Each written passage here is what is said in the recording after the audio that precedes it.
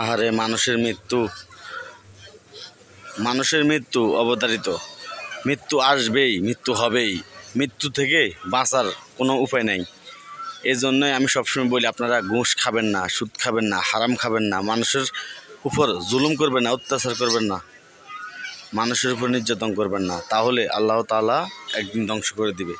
কারণ মৃত্যু আপনার জন্য অবধারিত, মৃত্যু হবেই হবেই। দেখেন, আজকে একজন লোক মারা গেছে, এখন মানুষ তার জানাজা পড়ার জন্য ব্যস্ত।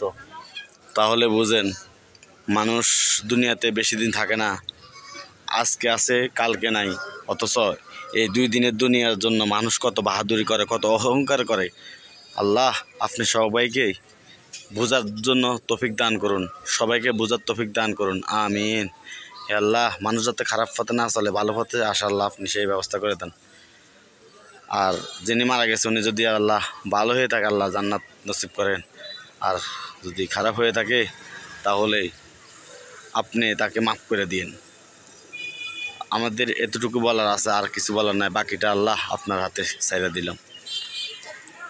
সবাই দেখেন।